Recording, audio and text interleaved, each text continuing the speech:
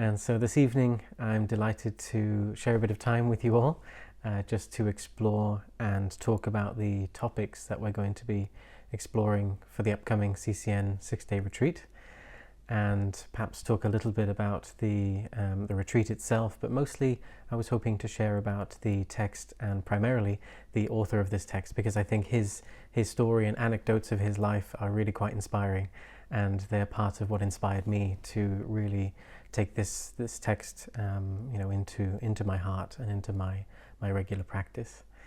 So before we do anything, while some people are joining, why don't we just take a moment to return to stillness and set our intentions and our motivations.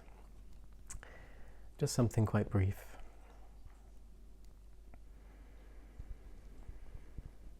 Closing our eyes if that feels comfortable.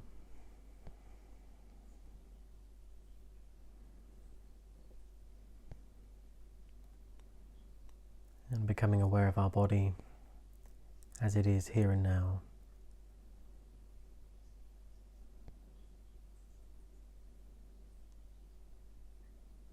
Our contact with our seat.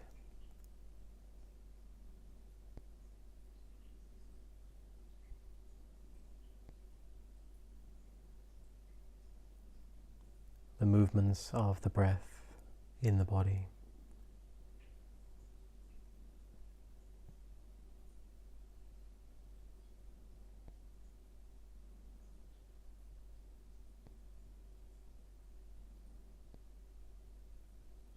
And we might just take a moment to really set the body at ease. Let the shoulders drop away from the ears.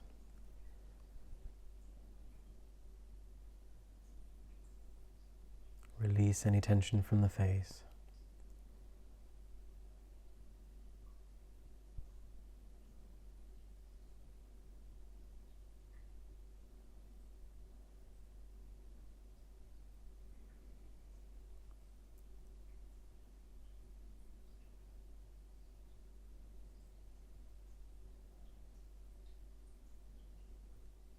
Just allowing the mind to settle a little bit as we focus our attention upon the tactile sensations occurring in our body.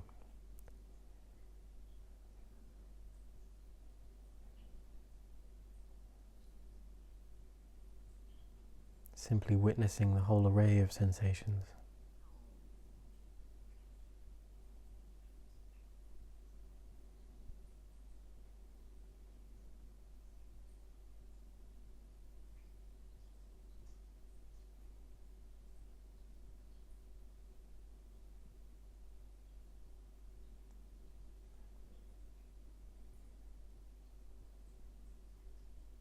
And taking a moment to set our intentions. And if for you that includes refuge and bodhicitta, then taking a moment to do that in your own words, in your own way.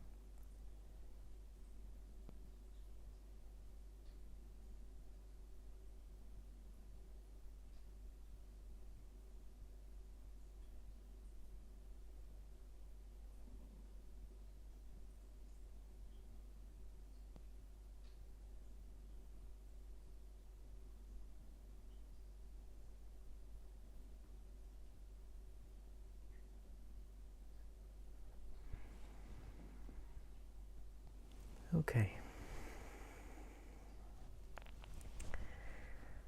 So, as I say, it's with great joy that I spend some time with you this evening and share about this. I was thinking earlier, and I dug up an old PowerPoint that I made a couple of years ago as an introduction to this text. The last time I did sort of led a study session on it, and so I thought I would share from this PowerPoint, and we'll go from there. And if there's any questions, we can either leave them to the end if that's okay, or feel free to use the hands up feature. I'm not sure if I'll be able to see the hands as they appear while I'm doing a presentation, but we'll see. That is doing it now. Okay, technology. So then, as I said, please feel free to ask questions as we go along, or we can wait towards the end. And so the 37 Practices of Bodhisattvas, this is a Lojong text, and Lojong, often translated as mind training, as some of you I'm sure will be familiar.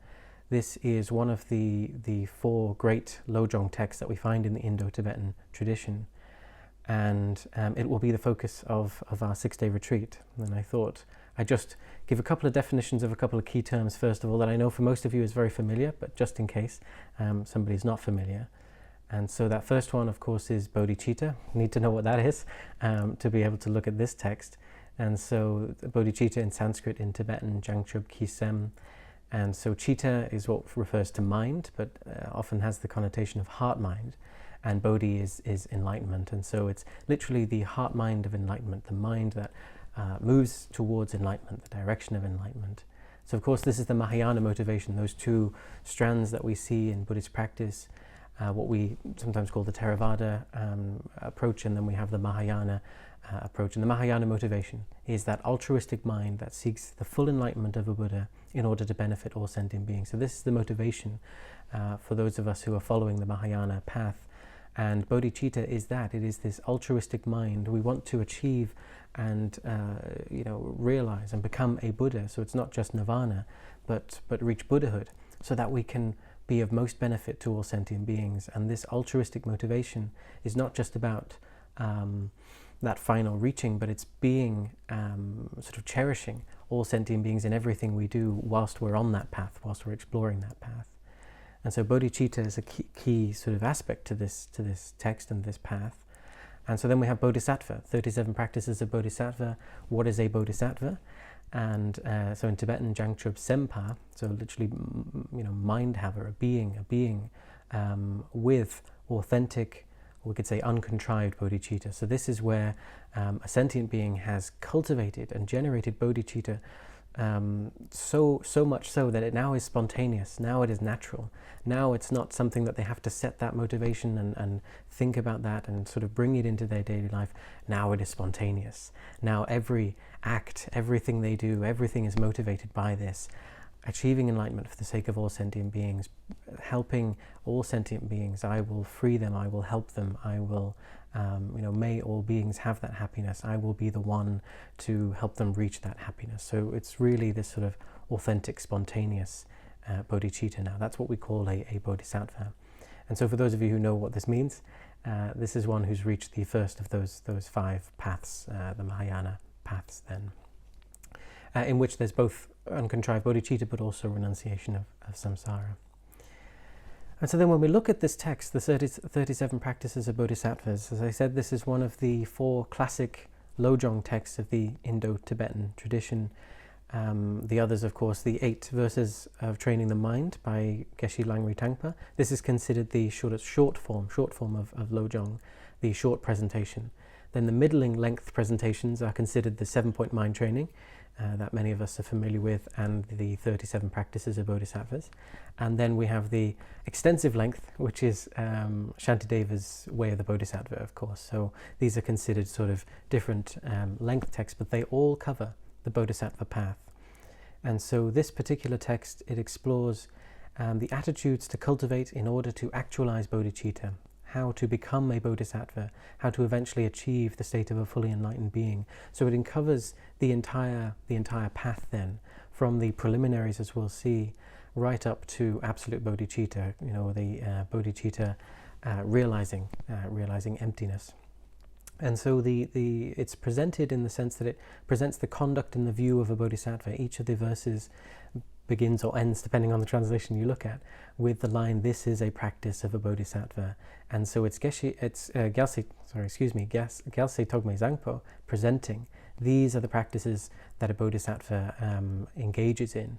And so for us who perhaps maybe we're not quite at the bodhisattva level yet, or maybe we are, maybe I'm the only one who isn't here, then we can look at that, and we might look at some of those ideals and think, wow, I'm not sure I could perhaps engage in that way. But as we look at this text, it can inspire us, and we can look at it from the sense of, well, how could I best emulate that? How could I best emulate that in my way of being? And so I remember the first time, this was a text that I first looked at 10 or so years ago, very much at the beginning really of my fully understanding a lot of Buddhist texts. And just reading through it and reading the life story of this author and feeling so inspired. I remember reading it and just thinking, I don't know how and I don't know who this is, but I want to be this person. I want to be like this. I want to be able to literally dedicate every moment of my life to helping sentient beings and working towards that sort of ideal. It just inspired me so. And so Gyalse Tokme, he's one of these Kadampa masters. Kadampa, of course, not to be confused with the modern New Kadampa movement, but this is the classic, the ancient Kadampa lineage stemming back from Atisha. And so these different masters, like Geshe Langri Tangpa, like Geshe Chekawa, stemming from Atisha, their great focus in their practice, what makes it a Lojong thing, was their great focus in practice was this radical mind reframing, this mind training. They really transformed their minds to see hardships, to see felicity, to see everything that came in life in a totally different way, to see them as none other than their practice. And this, sometimes we have this sort of duality in our life, don't we, where we have our practice in the morning or in the evening, whatever it is, 10 minutes, 40 minutes, an hour, and we're doing our very best and we're cultivating our practice, and maybe there's loving kindness there, and may all beings be happy, may they be free of suffering. And then we get off the cushion, and then there's sort of shouting at the kids and screaming at the cat and getting upset in traffic and everything else. And there's kind of this duality to our practice. Where is this wonderful me who wished all beings to be well, this wonderful me who wants to be compassionate, who wants to be altruistic, who wants to be patient, who wants to have boundless love in their life? Those are, I think for a lot of us, those are our aspirations, right? Those are the ideals of a bodhisattva, of a Buddha. These are the qualities that we hold dear. And we have those motivations, and then what happens? What happens to it in daily life? It sort of gets robbed, doesn't it, by the colleagues, the different things that we have to handle and the people we have to deal with. And so these great masters, their approach was, well, actually everything should be your practice. The colleague who challenges you, however, are you going to cultivate the levels of patience and compassion that a bodhisattva has if you're not going to be challenged by such a colleague? And in fact, they are our teachers. They are helping us on our path. And so it's really cultivating a whole different attitude to the sort of challenges and to felicity as well that comes our way. And this is the essence of what we find in this particular text. And so although this text is a Lojong text, it's also considered a Lamrim text as well, for those of you who know what that means, because it sort of shows the path in terms of the small scope, middling scope, and great scope as well. And so it's split in that sense. So it is also considered a Lamrim text as well. And so here, yes, just some notes. So it is an explanation of the entire Mahayana path from the preliminaries right up to absolute bodhicitta. It's all included in this sort of condensed way. And as with all Lojong texts, the idea is it's nice, short and succinct. And if you really could read through this text pretty quickly and think, well, it was nice, but they're meant to be short, sharp verses that are sort of a doorway through the teaching. So you read that short verse, but it illuminates and it helps you access and remember and recall and bear in mind the real depths of the teachings of each of these verses. And so you could contemplate and explore and read in our own time the 37 practices, these 37 verses. And with a full knowledge of what the Bodhisattva path is, it's such a rich text that means so much to you, and it helps you bear in mind all of the different aspects of the path all in one as you're reading it. And so what can we expect to find? We expect that when we explore this text, there is the explanation of the entire Bodhisattva path. We see how to transform everyday occurrences into opportunities for spiritual practice, so that wherever we find ourselves, it's a structured view really of the Bodhisattva path, and so we can discover how we can turn everything into compassion, love, wisdom, and so on. We can be inspired by practical examples of how and why we might engage in ways of behaving that put others before ourselves. So this great resolve to consider others' needs as paramount, to see and cherish others' well-being more than our own, and to, thus to attain enlightenment for the sake of all living creatures. Why would we do that? How would we do that? So we'll see all of that through this text. how to emulate the day-to-day behavior of a bodhisattva in your own life. How do bodhisattvas behave? What is it that they do? And how might we emulate those in our best way? And together, yes, through exploring this text, I hope that we'll deepen our practice. We'll find new perspectives on adversity, and we'll be coming together to connect as a supportive community. Whether we're joining in person, we'll have each other there to support. But also if we're joining online, we haven't formulated the plan yet, but there'll either be a sort of a WhatsApp group or a Facebook group, a way for people to come together and share and explore as we're going through the text together. And so then what I wanted to share a bit now, I did say at the start, I wanted to share a little bit about the composer of this text. As is classic, before one studies a text in the Indo-Tibetan tradition, we tend to spend a bit of time thinking about the author. And so it can help us, it's a source of inspiration. And so this is Tokme Zangpo, Gyalse Tokme Zangpo. Gyalse means son of the victorious ones, it means Bodhisattva, son of the Buddhas. And so Gyalse Tokme Zangpo lived at a time when the sectarian boundaries that characterized the later development of Buddhism in Tibet had not yet been fully drawn. So the different schools that we see now, the very sort of hard lines that we see in terms of the Nyingma, Sakya, and so on. So these lines had not been fully drawn. They were starting to be drawn, but they hadn't been fully drawn. And so there was a real open-minded environment, and practitioners and scholars regularly traveled to different monastic centers regardless of their philosophical orientation, and they learned from these different masters, much as we're seeing thankfully nowadays with the Rime movement, of course, the non-sectarian movement we're seeing now. And so this was the sort of time that he was born into, and the centers that he frequented now are in the Sakya and Nyingma and some in the Gelug, so there is the affiliation there, but then these sort of lines weren't fully drawn. And these quotes are coming from a couple of different texts, which I have sort of quoted at the top there. So then we have a bit about his life. So he was born in 1295 in central Tibet. He was orphaned at an early age, so he didn't have the best of upbringings. His mother died when he was 3. His father, who had then looked after him, died 2 years later. He was then taken in by his grandmother, who looked after him. She died 4 years later when he was 9, and then he was taken in by an uncle.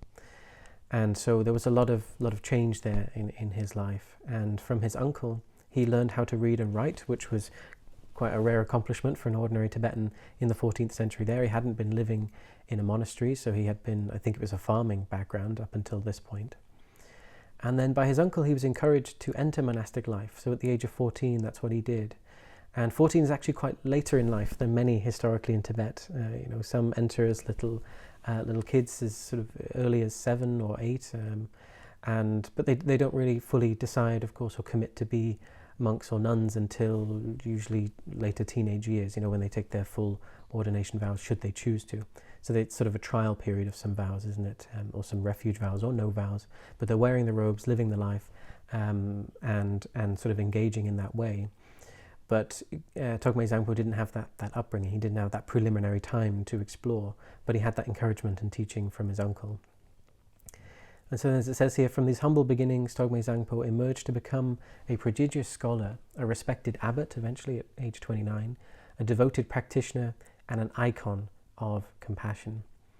While a young monk in the Kadampa tradition, he quickly mastered the classical curriculum. So he engaged in his studies, the Sutrayana, the Bodhicitta trainings, the empowerments, transmissions, and oral instructions of Vajrayana, as well as Dzogchen teachings as well. And so in this way he became known really as a great master at this time of Buddhism. And he was known for just wanting to receive and understand all the teachings that were available in Tibet at the time. So he sort of traveled far and wide to receive everything that he could. And as it says here, by the time he was 19, he was being hailed as a second Asanga. And so as the story goes, I think, when he was 15 or 16, he was able spontaneously to clarify a difficult point in one of Arya Asanga's classic texts, the Abhidharma Samuccaya. He was able to clarify a really sort of difficult, complex point to his teachers and to the students in the class, a point that had sort of been missed or forgotten. And he had this great erudition from an early age. He could recall certain texts that he'd only read once, and he could easily quote from them, and he had this great skill for memorizing. And so from, by this age that he was 19, he had this name Togme, which is the Tibetan for Asanga. So he was sort of being hailed as this second Asanga. So here by 19, which is a very young age, so proficient in his learning and in his understanding, in his conduct, impeccable conduct, and such strong compassion, as we'll see in the stories and the anecdotes of his life, such strong compassion. He was so admired by his peers already at this age. So then life in a Tibetan monastery in the 14th century was far from easy. While monasteries usually provided food and shelter for all other expenses, from your basic personal needs to offerings for teachings and trainings, a monk depended on relatives, patronage, or the performance of rituals or empowerments to attract some offerings. Now, Tokme Zangpo had no relatives, and his humble and quiet manner did not attract patrons. And while he had difficulty in making ends meet, he was advised to perform rituals for the villagers or give empowerments. But such a materialistic approach using spiritual ceremonies for financial gain was unthinkable to him. And so he had to be quite poor. His uncle was no longer able to provide for him. I'm not sure if he passed away, but his uncle wasn't able to provide. He had no other relatives. He had no other benefactors. He had such a quiet and humble manner. He wasn't making a big show and dance of what he knew, and so he wasn't really attracting any attention. But he rejected this idea of going into the village and performing rituals and pujas to wow the people so they'd support him. And so his response, he thought he'd sit down and write a text to inspire himself, keep him on the path. And this poem that he wrote is what comes down to us today as the 37 Practices of Bodhisattvas. And he actually authored, I think, 115 different works, but this is his most famous. Then when he was 32, he was appointed abbot of a monastery, which isn't super young to be appointed, but as far as I'm aware, was still pretty young. 9 years later, when he was offered a subsequent appointment, he refused it. He insisted that a better person could be found. And so there's his humility showing itself there. And he retired to a hermitage in Nulchu called Silver River, and he devoted himself to practice for the next 20 years. So he went into retreat and he lived as a hermit pretty much for the rest of his life, but engaging in teaching and practicing. And so then instances of his compassion became legend in Tibet. So he became well known for his compassion, and sort of legends arose around him. So his beggars would refuse to take alms from him because they knew he would give them literally everything he had. He would give them his last cup of barley flour. He would give them the robe off his back. It said that soldiers would stop their attacks when he was present. Wolves and sheep would play peacefully in front of him. And so the idea here, of course, is the power of his compassion, the presence that he had this radiating effect that just brought out the best in others. So their violent tendencies would be subdued naturally just because of what a powerful influence and presence he had on those around him.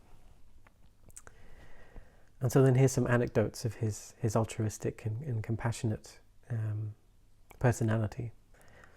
So Gyalse Tokme from his early youth used to give away everything without restraint, giving whatever he had to friends and to the poor, regardless of his own poverty.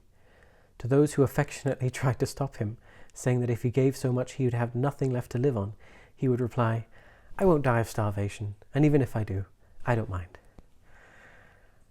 And so I remember a story, I think Matthew Ricard recalled the story, that when he first started to walk and talk, so this is still when his mother was alive, I think age 3, it immediately became evident when he could talk how compassionate he was. And not long after he'd begun to walk, mother fully dressed him. He went outside and returned a couple of minutes later completely naked. So his mum was surprised. Why are you naked? Where have your clothes gone? And he said there was someone out there who was feeling cold.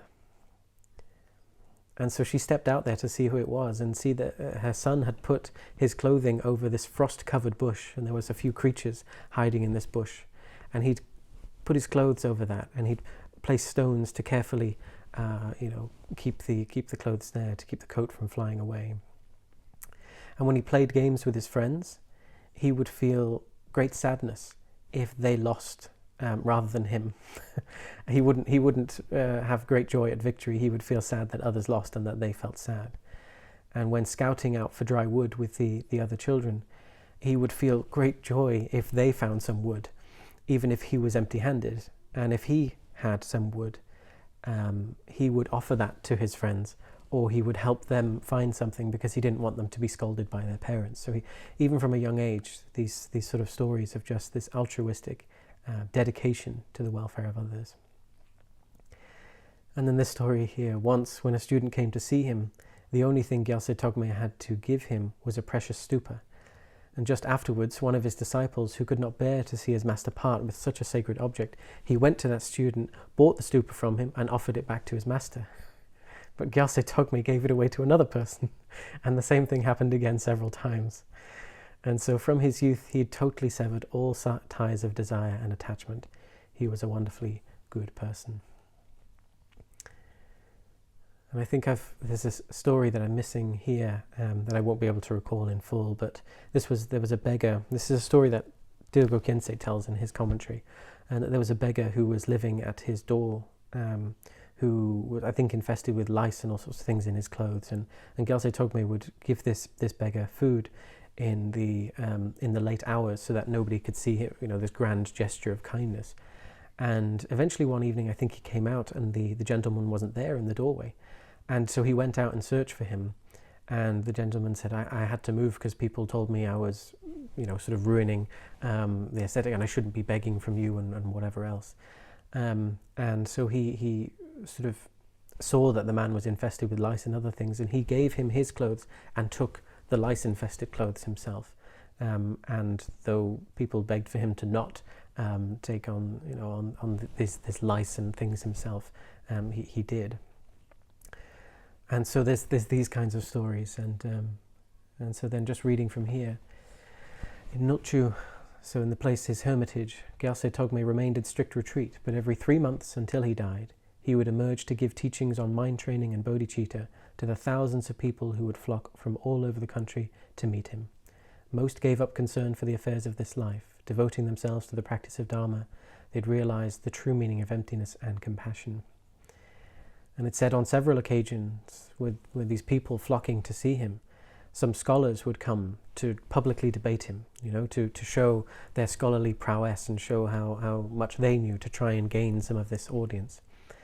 And instead of engaging in any sort of contest with them and trying to compete or show how much he knew, he would humbly host and accept the visitor, listen to their points and praise their wisdom, even if it was lower than his own teachings, or even if it was riddled with misunderstandings. He would sit lower than them and he would praise them, and he would listen with great enthusiasm to their teachings.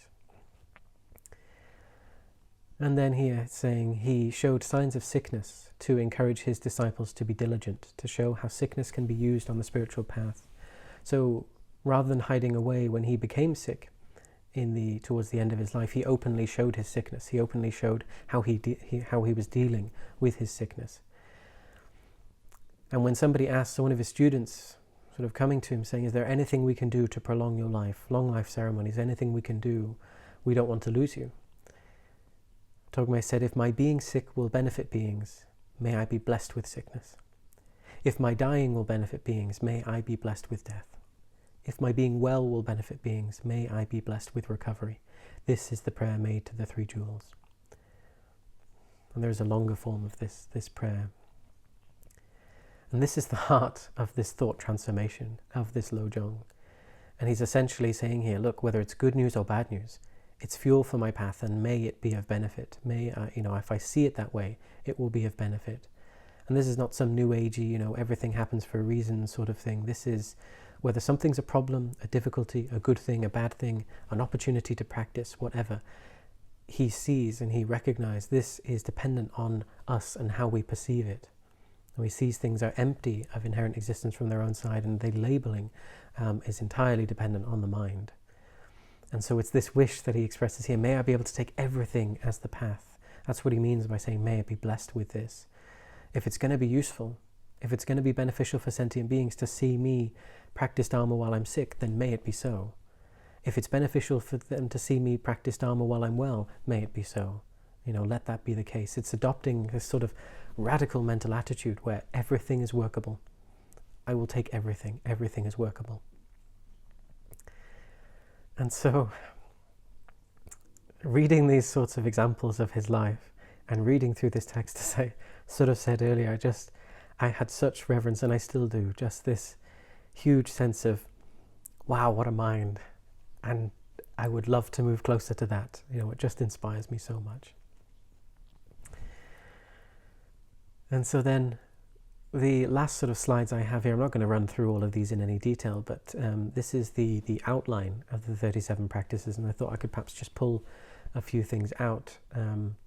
The outline was not given by Gyalse Tokme Zangpo. This later one actually comes from Dilgo Khyentse, but some people like outlines. It helps give some structure to the text, and so it just sort of helps us get a sense for what is it that's included in this text. What are we looking at? And so there's some opening verses, but then part one is the preparation, and so the first 7 verses are a preparation. These are the preliminaries to the practices, and so we can see a few things that might be familiar here: precious human life, contemplating impermanence, relying on a spiritual teacher, going for refuge. All of these are in here, but also including things like avoiding unsuitable friends, avoiding destructive places, destructive people, those who, when we're in their company, the attachment and the aversion and the ignorance just starts to grow and just starts to fester. And so how do we approach those sorts of, that company before we even get to working with Lojong? What are the things that we need to put in place in our life to be able to follow and practice this excellent path? So there's the first 7 verses are this preparation, and then the remaining verses are what Dilgo Khyentse calls the main teachings, illuminating the path. So I need to move the Zoom thing out of the way.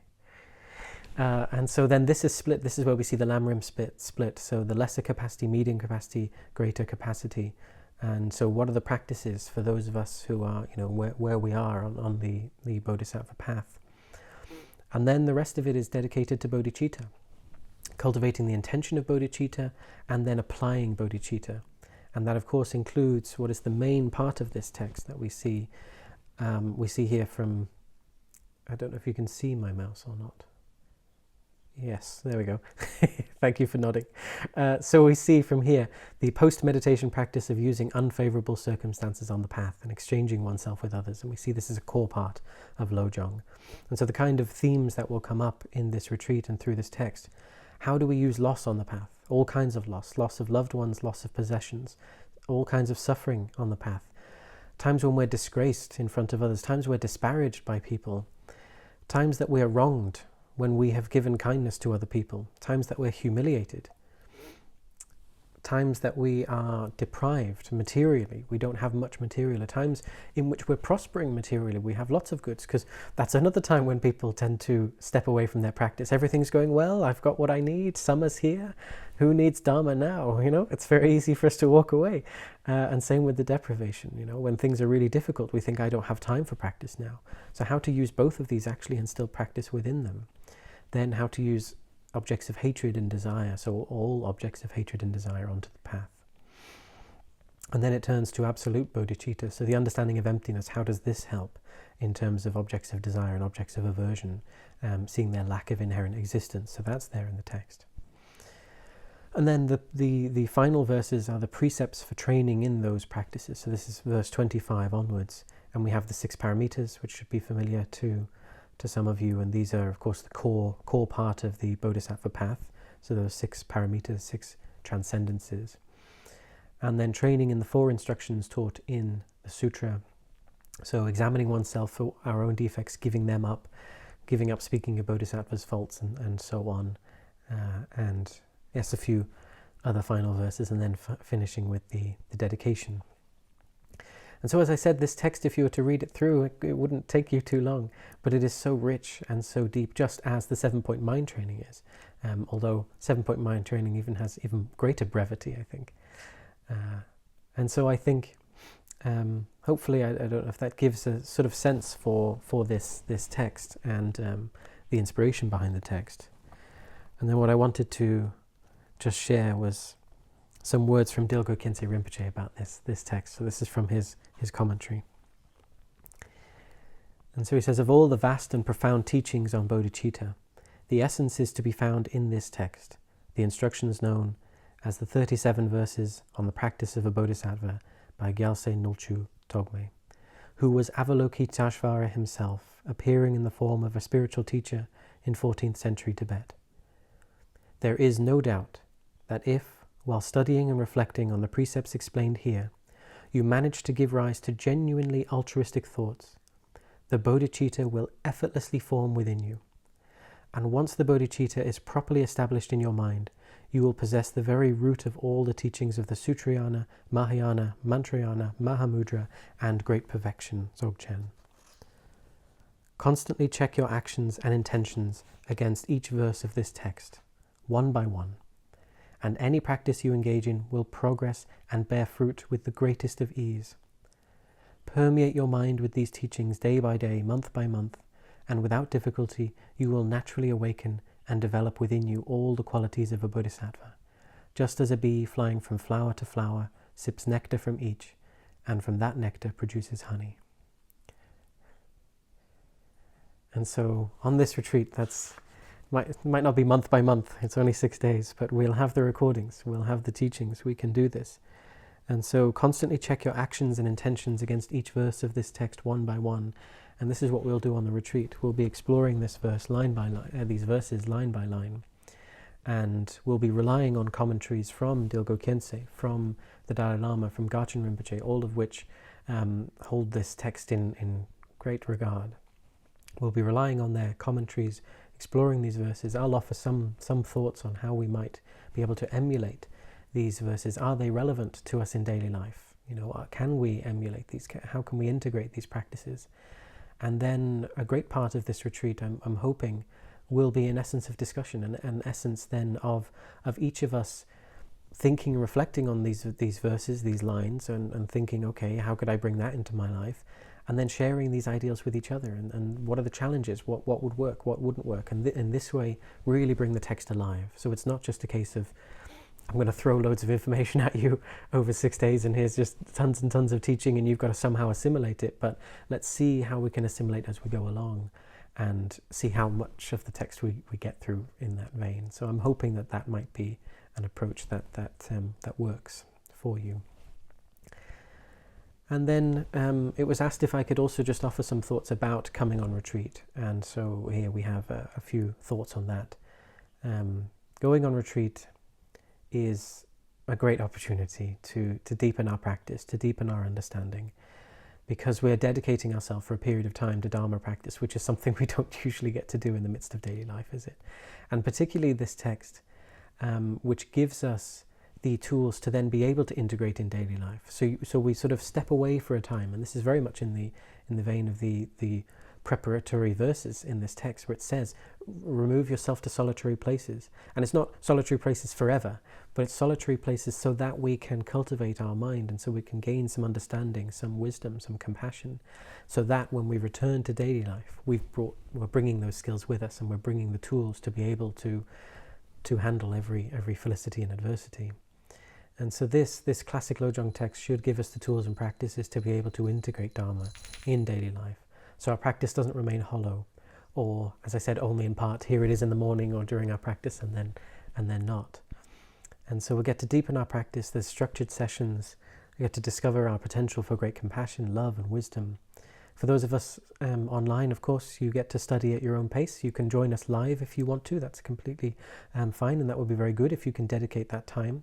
If you can't join us live, the recordings will go up within a couple of hours after each session.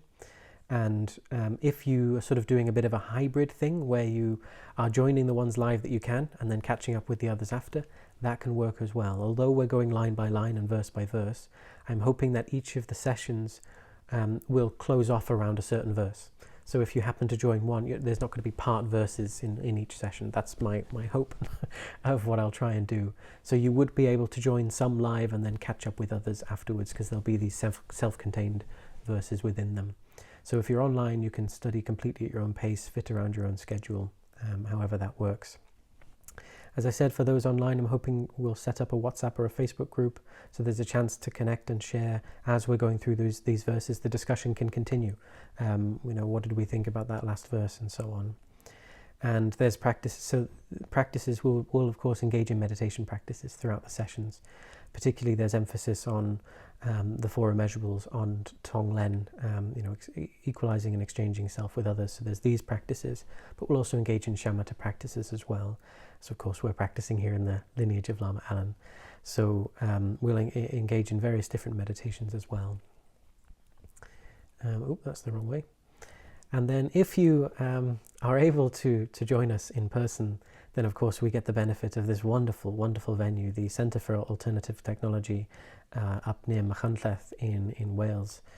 And I've been there once, and I drive past several times a year, and it's truly a wonderful place. When you actually get to the centre itself, it's sort of in this valley. It's almost like a hidden land in a sense. You don't hear the road noise, you don't hear trains, you don't hear people, you don't hear cars, you don't hear anything, and it's absolutely beautiful.